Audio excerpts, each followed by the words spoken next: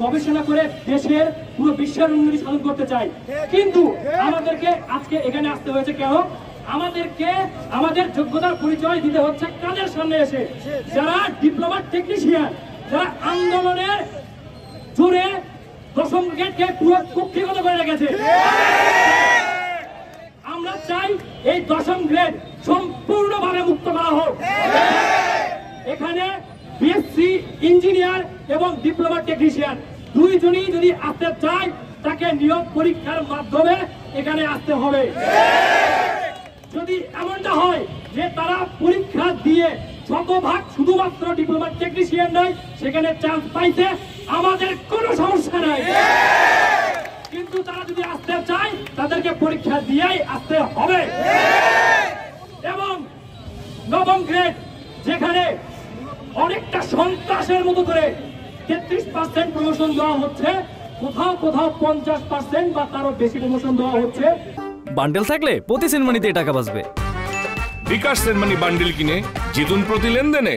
নবম গ্রেডে একটা প্রথম শ্রেণীর চাকরি, যেখানে ঢুকতে বিসিএস লাগে, যেখানে ঢুকতে বিএসসি কমপ্লিট করা লাগে, কিন্তু তারা এমন একটা সিন্ডিকেট তৈরি করছে যে তারা দশম গ্রেডে ইজিলি ঢুকবে এবং আবার ট্রান্সফার করে নবম গ্রেডে ঢুকবে। এটা কি কোনো মস্করা নাকি? এবং এর সাথে আমরা আমাদের প্রাণের আরেকটি দাবি উপস্থাপন করতে চাই, সেটি হচ্ছে যদি কারো বিএসসি ডিগ্রি না থাকে, সে তার নামের পাশে কখনোই ইঞ্জিনিয়ার পদবি ব্যবহার করতে পারবেন না।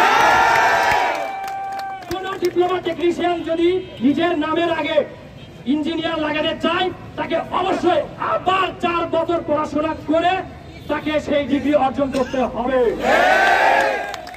এবং আমাদের মূল যে কথা, দশম গ্রেডের সাব অ্যাসিস্ট্যান্ট ইঞ্জিনিয়ার পদ, লক্ষ্য করুন, এটা ইঞ্জিনিয়ার পদ, সেখানে ঢুকছে কারা? টেকনিশিয়ানরা। এটা জাতির কাছে প্রশ্ন রেখে গেলাম, তারা কি চায়? ইঞ্জিনিয়ার পদে ইঞ্জিনিয়ার চায় নাকি টেকনিশিয়ানরা চায়? সেক্টর, যে সেক্টরের উপর নির্ভর করে দেশের মেরুদণ্ড প্রতিষ্ঠিত হয়, দেশের প্রতিটি নির্মাণ, দেশের প্রতিটি উন্নয়নের পেছনে সবচেয়ে বেশি ভূমিকা পালন করে যে সেক্টর, সেটা হচ্ছে প্রকৌশল সেক্টর। আজ সেই প্রকৌশল সেক্টর দখল করে আছে, কাছের রাজত্ব কায়েম করে আছে সেই ডিপ্লোমা টেকনিশিয়ানরা। আজকে আমি দেশের জনগণের উদ্দেশ্যে, এখানকার উপস্থিত সকল মানুষের উদ্দেশ্যে বলতে চাই, যখন আপনি দেখতে পান আপনার প্রাণের নির্মাণ, আপনার ট্যাক্সের টাকায় তৈরি করা নির্মাণ, যে নির্মাণের প্রধান উদ্দীপনা হিসেবে কাজ করে কিংবা প্রধান ইমপ্লিমেন্টেশন হিসেবে যখন মাঠে কাজ করে, সেইখানে আসলে একজন ইঞ্জিনিয়ার সবচেয়ে বেশি গুরুত্বপূর্ণ ভূমিকা পালন করতে পারে। সেই নির্মাণকে যথাযথ স্ট্রেংথ দিতে হলে, সেই নির্মাণকে সময় উপযোগী করে তুলতে হলে একজন ইঞ্জিনিয়ারের অবশ্যই ওই জায়গায় থাকা অত্যন্ত গুরুত্বপূর্ণ। কিন্তু আপনি দেখতে পান যে আপনার ট্যাক্সের টাকায় করা নির্মাণ, আপনার ট্যাক্সের টাকায় করা উন্নয়ন, যখন ওই ডিপ্লোমা টেকনিশিয়ানরা মাঠ দখল করে রাশের রাজত্ব কায়েম করে সকল পদে নিজেরা নিয়োগ পাচ্ছে এবং ইঞ্জিনিয়ারদেরকে এই জায়গা থেকে বঞ্চিত করা হচ্ছে, তখন